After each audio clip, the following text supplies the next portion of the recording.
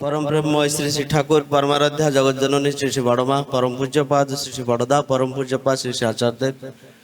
परम पूज्यपाद श्री श्री अविंदा समस्त चरण अनंत कोटि प्रणाम जना यही सत्संगर उत्सवर अध्यक्ष महोदय आई सभार अध्यक्षता कर मोर बड़ भाई आ उपस्थित सब गुरु भाई माँ मैंने समस्त को मोर आयोजन कर सभार ना दिखाई डीपी सभा माने दीक्षा पत्र सभा दीक्षा पत्र विषय रे किछि आलोचना आम एठी करिया पई छिड़ा हेछि। तो ये जो दीक्षा पत्र कार्यक्रम जेबे आरंभ होई नथला पूज्यपाद श्री श्री दादा सेतबेले सशरीर रे थांती तापर वर्तमान आचार्य देव हमको कहिथिले हे देख तमे ए जो आमे किछि पिला माने जेतबेले आश्रम जाइथिलु हमको कहिथिले तुमे ए जो पिला माने किछि अच्छ से अंचलटा तमे बुलिब ठाकुरंक कथा कहब तांको किछि सेवा दब आउ एमती करी करी तुमर ए जो संपूर्ण एरियाटा अछि तुमे धीरे धीरे कवर करिया चेष्टा करिवो अर्क ज्योति भाई भी अछंती से भी थिले सेठी कथा एठी नाही कथा अछि श्री श्री ठाकुर जतबेले सहसर थिले से जो दीक्षा पत्र काम जो हजि जाइथिबा मेंढा को सी भी सेतबेले खोजुथिले केमिति खोजुथिले ना जेतबेले काकू औषध दियंती से भल हैला कि नाही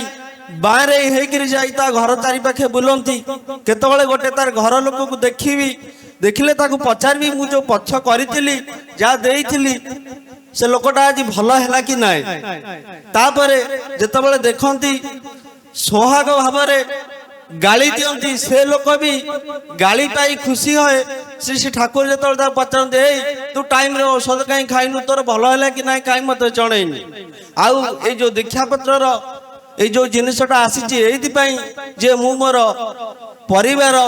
प्रतिवेशी आ मोर जे पड़ोशी माने अछंती मु मो परिवेश को संपूर्ण रूपे भूली जाई श्री श्री आचार्य देव भाषा रे मु एते आत्ममग्न जे मो छड़ा मते आ किछि देखा जाउनी सेहि पई ये दीक्षा पत्र जो श्री श्री दादा तो थिले ताकू परोक्ष भाव में कहते वर्तमान आचार्य देवता प्रत्यक्ष भाव में कहते आ वर्तमान पूज्यपाद अविंदा जने 25 वर्षर युवक जे कहते देख जदि तोर केही नहीं केबे जदि तोर मन खराब हुए ताले तू जसीडी टिकट काटी पळे आसीबू मु ठिया हेतेबी तो पाई आमे किंतु जेतोले मो पड़ोसी मते खोजुची मु कहूची मोर अनेक काम अछि मु आज टिके जाई परिबिनी समय देई परिबिनी आ जेतोले सांग के खोजुची मु कोनोसी प्रकार गोटा बहाना खोजुची केमिति कोठी मु पळाए तबने मु इठी एते आत्ममग्न जे मु निजुक नै एते व्यस्त जे मो चारि पटे के मु देखि पारुनी सेहिति पई ये दीक्षा पत्र कार्यक्रम हजि जाइथिबा मेंढा कार श्री श्री ठाकुरंकर किंतु जेतोले प्रिय परम आमग्रे जो दीक्षा देले तापरे मु भाबे ठाकुर होउचंती जने निष्ठुर प्रेमिक तुम्हें तांकु जेते आघात कर जेते प्रकार तांकु कष्ट दियो तथापि छळे बळे कौशले सी हमकु खोजी करी बाहरी करिया पय चेष्टा करचंती कोन पय आगे हमर मंगल पय सी कोन करिचंती ना दीक्षा पत्र रे निष्ठुर प्रेमिक कोन करे जे जेते ताकु जेते धोखा दउ जेते जे कष्ट दउ से किंतु जाने तार मंगल कोउट से केमिति भेले ताकु बल पाइबो केमिति भेले ताकु मंगल करिबो जो दिन से ठाकुरंकर दीक्षा नै करी प्रतिज्ञा करिथला आजि थारु आजीवन श्री श्री ठाकुरंकु प्रतिष्ठा मोर जीवन यज्ञ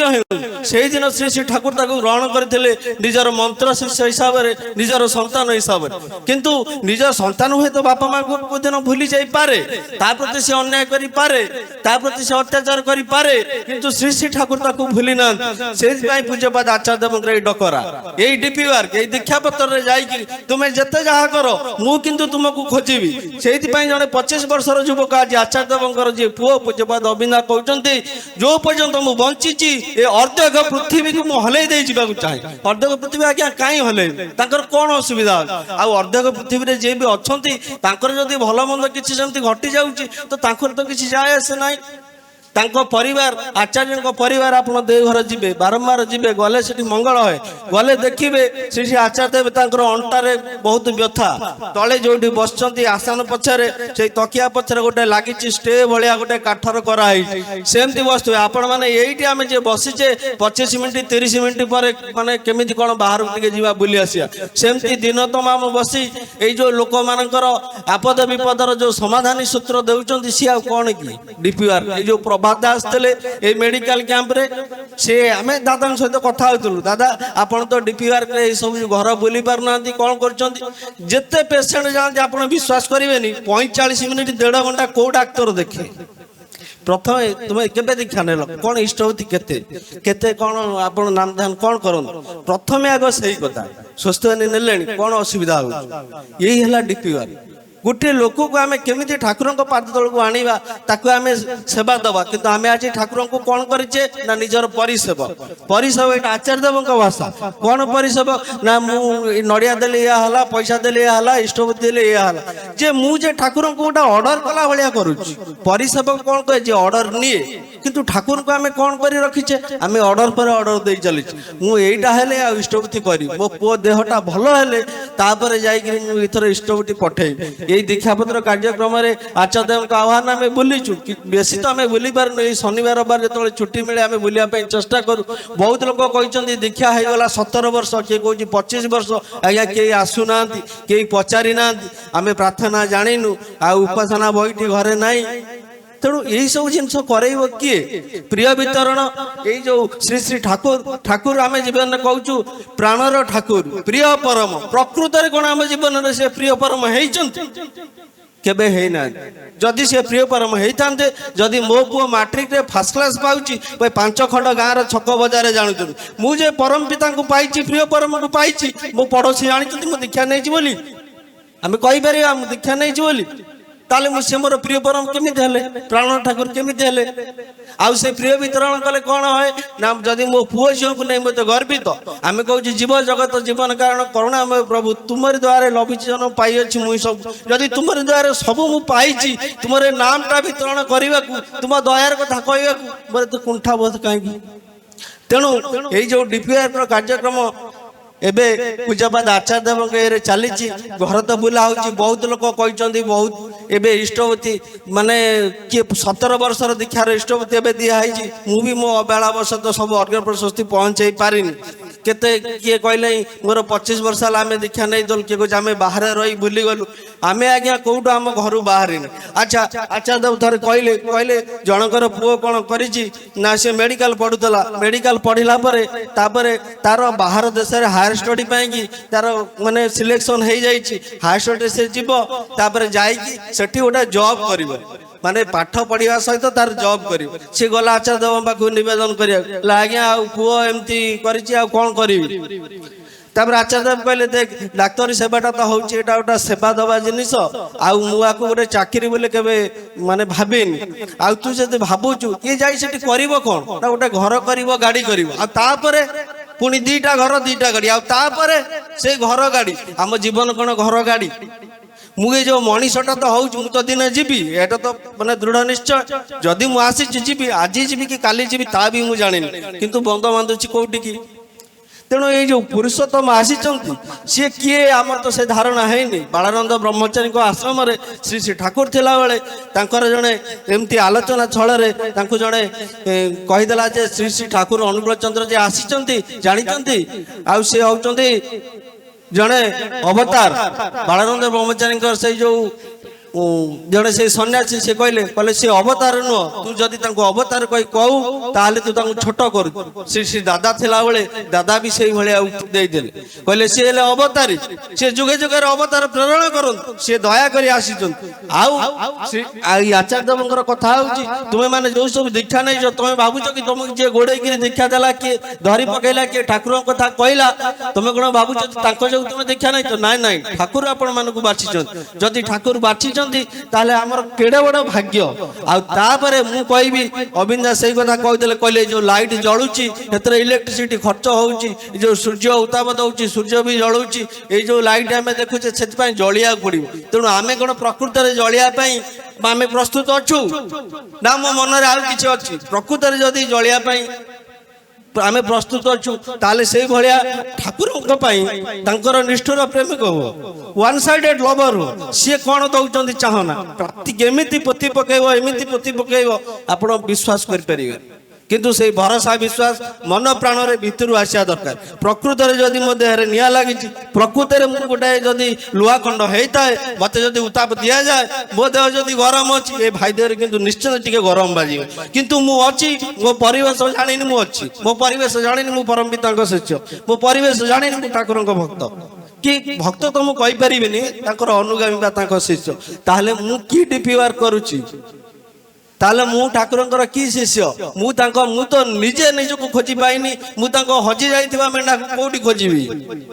ତେଣୁ ଆସନ୍ତୁ ସମସ୍ତେ ଯୋଉଠି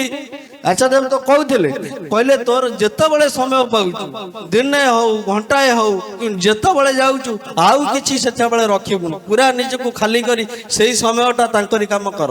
ସେଇ ସମୟଟା ହିଁ ବ୍ୟବହାର କର। ଆଉ ସେଇ ସମୟଟା ସେତିକି ଯଦି ଆମେ ମନ ପ୍ରାଣରେ ଦିଏ, ପୂଜନୀୟ ଅଭିନୟଙ୍କ କଥା,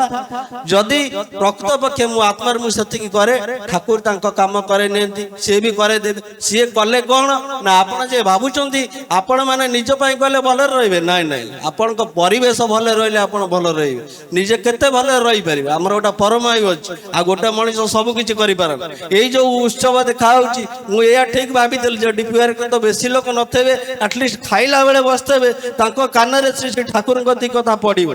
ଠାକୁରଙ୍କ କଥା ସେ ଆନନ୍ଦ ବଜାର ନେଲା ବେଳେ ଦି କଥା ଶୁଣିବେ।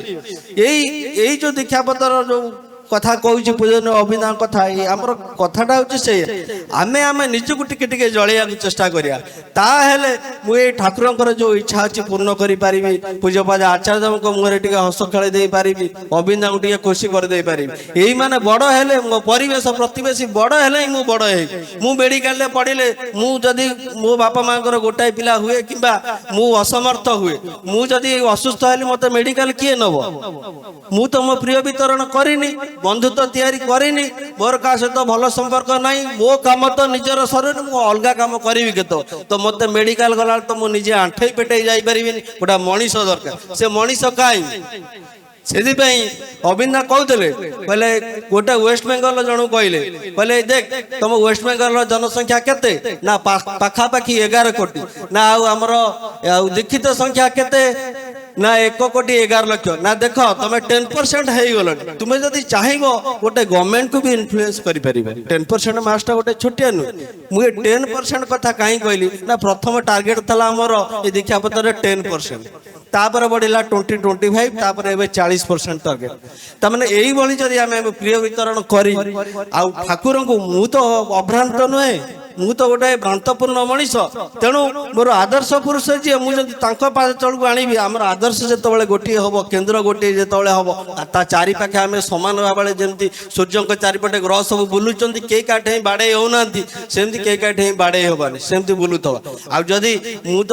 ଭ୍ରାନ୍ତ ମଣିଷ, ମୁଁ କେନ୍ଦ୍ର କରି ଯଦି ପୁଳାଏ ବୁଲେଇଲି, ସିଏ ସବୁ ବାଡ଼େଇ ହେବେ, ସିଏ ମରିବେ, ମୁଁ ମରିବି। ତେଣୁ ଆମେ ପ୍ରିୟ ପରମଙ୍କ